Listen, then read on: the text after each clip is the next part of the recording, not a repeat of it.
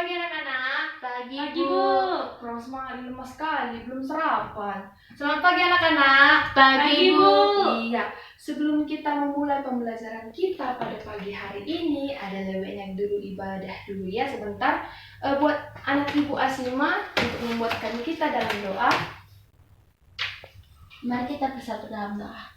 Terima kasih Tuhan, pada hari ini Tuhan kami mau belajar Tuhan, berkatilah pelajaran kami ini Tuhan agar diberi kebenaran.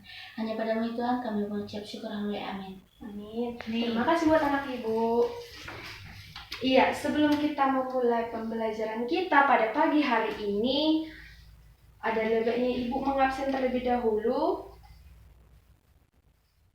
Asima, Hadir Bu. Deborah, Hadir, Bu. iya, semua hadir? Hadir Bu. Iya, puji Tuhannya. Iya, sebelum kita memasuki materi kita yang baru, anak-anak Ibu siapa yang masih mengingat materi kita yang lama? Kita harus menolong orang.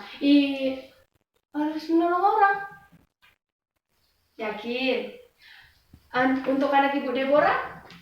Mengenai dosa dan pertobatan, Bu. Iya, betul sekali. Tepuk tangan buat anak Ibu Deborah. Iya, mengenai pertobatan. Sekarang kita memasuki materi kita terlebih dahulu. Tapi anak-anak Ibu di tempat ini ada yang mau mendengar cerita? Saya, Bu. Iya, kurang semangat. Kalau gitu Ibu nggak akan memulai ceritanya. Ada mau anak Ibu mendengar cerita? Mau Bu. Iya, Ibu akan cerita dulu. Ini suatu negara, yaitu di negara tetangga, itu negara Cina. Cina. Di negara Cina ini hiduplah seorang pemuda. Pada saat itu merupakan ada suatu peristiwa di mana ada anak-anak yang nyangkut dia di besi-besi di sebuah gedung yang besar. Tidak ada seorang pun yang mau menolongnya. Sama sekali tidak ada mau. Orang begitu lewat begitu saja. Tetapi ibu dari anak itu menangis-nangis.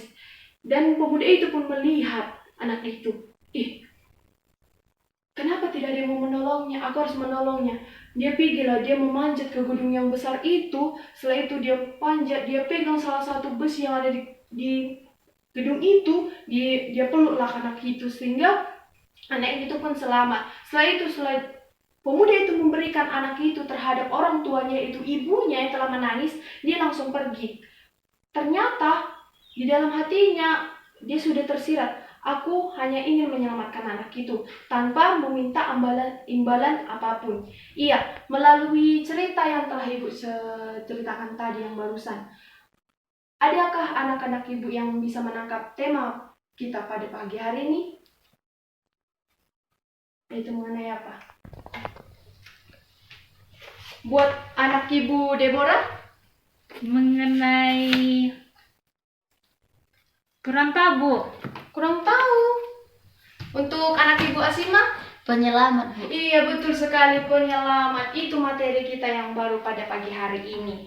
Kita masuk ya, yaitu inilah materi kita yang sebenarnya mengenai Allah penyelamatku.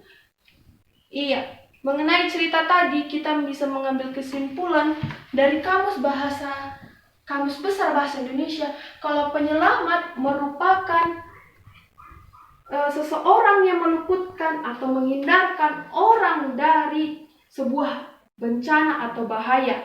Ketika seseorang melakukan tindakan penyelamat, ia telah menjadi penyelamat.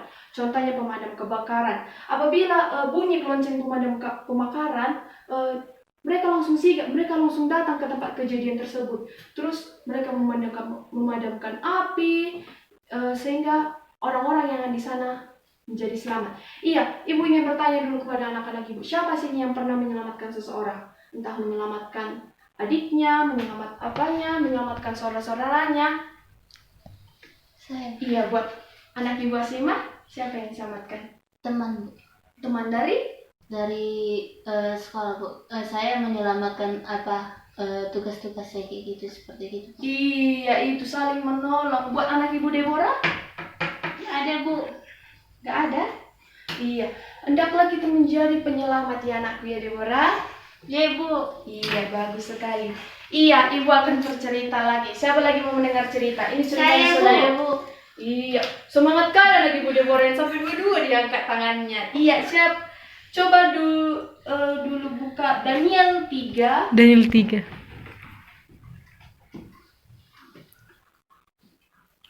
Daniel 3 ayat 1 sampai 30.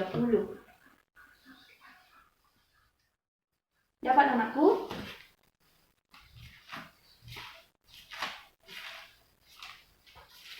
Mana Dania, Bu? Sini dibantu ya. Ini Daniel 3 ayat 1 sampai 30. Sudah dapat anakku? Sudah, iya. Apa situ judul yang di atasnya yang di sini? Perapian yang menyala-nyala. menyala-nyala, Bu. Kurang serentak sekali lagi. Perapian yang menyala-nyala. Iya, perapian yang menyala-nyala. Ada anak-anak ibu yang tahu mengenai cerita itu? Enggak, Bu. Iya, ibu akan ceritakan ya, yaitu mengenai Sadrak, Mesak, dan Abednego yang dilempar ke dalam api. Pada suatu hari, pada zaman waktu itu, pada zaman Babel kuno, seorang raja yaitu Raja Nebukadnezar yang berkuasa pada saat itu membuat patung yang sangat besar, yaitu dari emas, setinggi kali melebihi tinggi anak-anak ibu, sehingga dia mengeluarkan suatu perintah, barang siapa, semua masyarakat itu wajib menyembah patung emas yang telah diperbuatnya itu, yang telah dibuatnya dari patung emas itu. Dan barang siapa tidak menyembah patung itu yang telah dibuatnya, mereka akan dicampakkan ke dalam api yang menyala-nyala. Iya, pada saat itu ada seorang yang di sini ada tiga orang, yaitu Sadrak, Mesak, dan Abednego. Dia merupakan anggota kerajaan yang sangat disayangi oleh Raja Nebukadnezar. Yang dimana pada suatu hari, ini dia gambarnya, Raja memerintahkan mereka bertiga untuk memakan makanan yang di istana. Tetapi mereka tidak mau. Karena makanan yang ada di istana itu merupakan makanan yang dilarang oleh Tuhan. Makanya mereka tidak mau. Mereka hanya ingin meminum air putih dan juga sayur-sayuran. Mereka menolak apa yang dimakan oleh raja, itu juga mereka tidak mau. Selanjutnya itu, pada suatu hari juga Raja Nebukadnezar membuat patung dari emas. Itu patungnya itu berwujud Raja Nebukadnezar sendiri, sehingga dia memerintahkan seluruh rakyatnya untuk menyembah patung tersebut. Melainkan Sadrak, Mesak, dan Abednego tidak mau, karena itu menurut mereka merupakan pelanggaran dari perintah Tuhan. Mereka tidak mau. Akhirnya Raja Nebukadnezar memberikan kesempatan pada mereka bertiga, tetapi tetap saja mereka tidak mau. Akhirnya Raja Nebukadnezar pun merasa murka atau marah, sehingga mereka bertiga pun dicampakkan ke dalam api yang menyala-nyala. Itu sangat api, bahkan 7 kali lipat panasnya. Ini di dalam Sadrak, Mesak, dan Abednego berada di dalam perapian yang menyala-nyala. Pada saat itu, setelah kejadian itu, ada Raja Nebukadnezar serta juga pengawalnya melihat kalau yang di dalam perapian itu bukan hanya mereka bertiga, melainkan ada sosok yang sangat dikagumi. Dan akhirnya Raja Nebukadnezar pun terbuka pikirannya. Betul sekali, Allah mereka adalah Allah yang hidup. Sampai di ujung kematian umatnya pun Allahnya tetap datang, yaitu dengan Allah menyuruh malaikatnya untuk menyelamatkan mereka bertiga. Dari cerita yang telah Ibu ceritakan tadi, Ibu akan memberikan 3 soal. Yang pertama, kita akan nanti bahas sebelum dikumpulkan. Yang pertama, mengapa Sadrak, Mesak, dan Abednego tidak mematuhi perintah Raja Nebukadnezar? Sudah anak-anak? Sudah ditulis? Ibu ulangi ya. Mengapa Sadrak, Mesak, dan Abednego tidak mematuhi perintah Raja Nebukadnezar? Sudah? Dan yang kedua, apa yang terjadi dengan Sadrak, Mesak, dan Abednego ketika dimasukkan ke dalam api yang menyala-nyala? Sudah anak-anak Ibu? Dan yang terakhir ya, bagaimana cara Allah bertindak menyelamatkan mereka? Sudah? Iya, Ibu tadi telah memberikan 3 pertanyaan, dan Ibu akan memberi waktu 5 menit untuk anak-anak Ibu menjawab pertanyaan tersebut.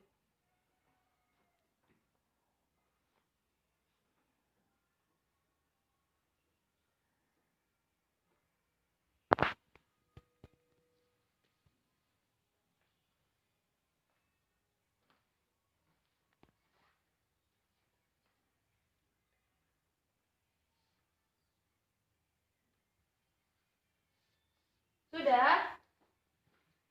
Sudah anak-anak ibu? Sudah, Bu. Iya. Sebelum ibu mengumpulkan jawaban dari anak-anak ibu, kita akan bahas dulu sebentar ya. Yang ibu tanya tadi, apa yang pertama pertanyaannya? Yaitu mengenai mengapa Sadrak, Mesak, dan Abednego tidak mematuhi perintah Raja Nebukadnezar. Ya, sebelum ibu jawab dulu, ada anak-anak ibu yang ingin menjawabnya? Iya, buat anak ibu Asima. Karena mereka yang yakin kalau Allah yang mereka sembah adalah Allah yang benar. Iya, betul sekali. Karena mereka yakin sekali seperti yang ibu ceritakan tadi. Mereka yakin, bahkan mereka pun disuruh memakan makanan istana, mereka tidak mau. Mereka tetap pegang teguh. Iman mereka tetap kuat, mau kayak manapun godaannya. Dan yang kedua, pertanyaannya itu, apa yang terjadi dengan Sadrak dan Mesak dan Abednego ketika dimasukkan ke dalam api yang panas? Buat anak ibu Deborah bisa menjawab? Mereka tidak merasakan panas dari api yang menyala, Bu. Iya, betul sekali. Ketika Raja Nebukadnezar memerintahkan penjaganya untuk mengeluarkan mereka bertiga, mereka melihat raja itu tersebut, tidak ada terbakar sedikit pun, bahkan aroma gosong pun tidak ada, luka sedikit pun tidak ada. Iya, yang pertanyaan terakhir, siapa anak ibu yang mau menjawab? Ibu akan tambah nilainya plus bahkan makanan ibu juga kasih. Yang ketiga, bagaimana cara Allah bertindak menyelamatkan Sadrak, Mesak, dan Abednego? Ayo, siapa yang mau menjawab? Saya, Bu. Iya, betul. Patut sekali. Hebatnya memang anak ibu Deborah ini, Bah. Dengan cara mengutus malaikat, Bu. Iya, dengan cara mengutus malaikatnya. Itulah yang dilihat Raja Nebukadnezar itu, yang di dalam perapian itu. Iya. Sudah bisa dikumpulkan? Sudah, Bu. Oke, kumpulkan anakku. Ya, ibu akan nilai ya, nanti ibu kasih plus nilainya. Iya, kita lanjut dulu ya materi kita, yaitu mengapa manusia membutuhkan penyelamat. Kita buka dulu Lukas 18 ayat 19. Lukas 4 ayat 18 sampai 19.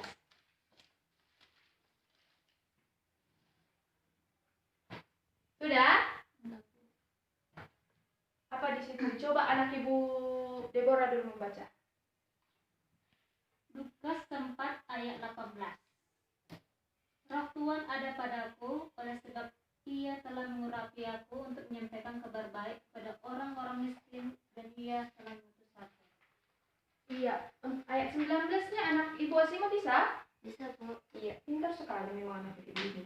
Untuk memberitakan pembebasan kepada orang-orang tawanan dan penglihatan bagi orang-orang buta, untuk membebaskan orang yang bertindas, untuk memberitakan tahun rahmat Tuhan telah datang.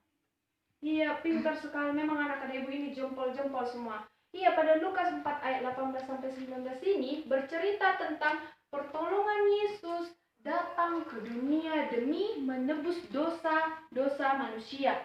Iya, anak-anak ibu masih mengingat dengan pelajaran kita pertama yang itu mengenai Adam dan Hawa memakan pohon larangan yang telah diperintahkan oleh Tuhan. Iya, perintahkan oleh Tuhan.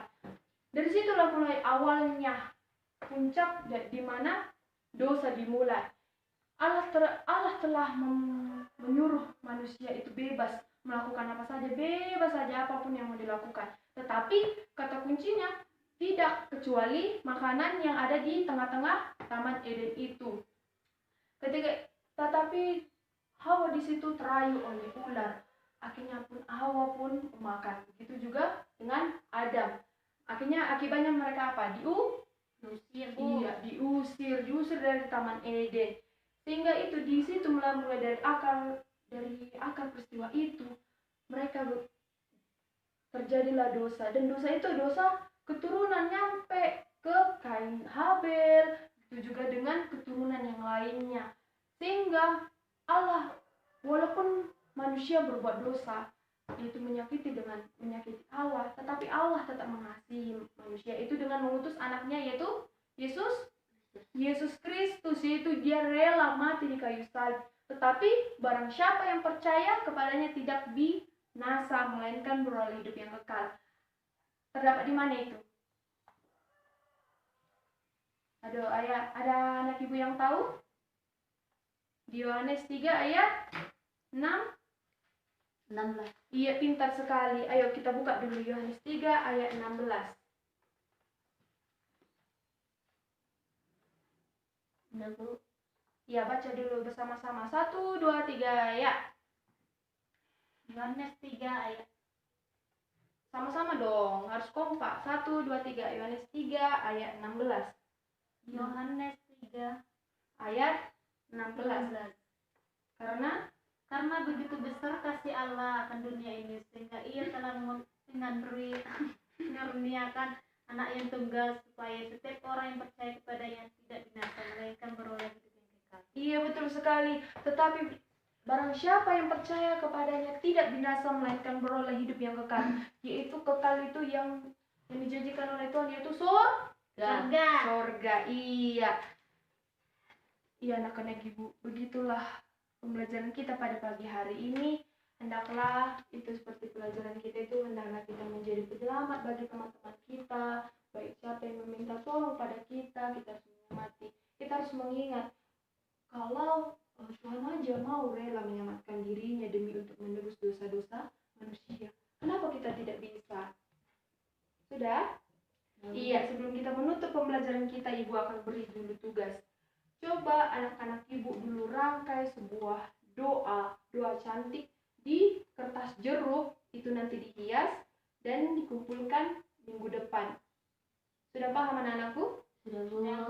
Oke, kita akan menutup pembelajaran kita. Sebelum kita menutup, ada lebihnya kita tutup lagi. Tadi kita udah memulai dengan doa, mari kita tutup juga dengan doa.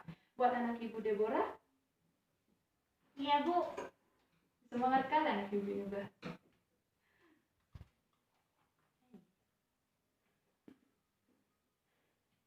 Kita berdoa.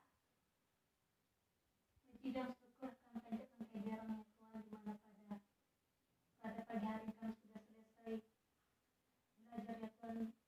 Semoga apa yang kami dapat menjadi ilmu bersama bagi kami ya Tuhan. Haleluya, amin. Amin. Terima kasih buat anak ibu. Ya demikianlah pembelajaran kita pada pagi hari ini. Shalom. Shalom Bu.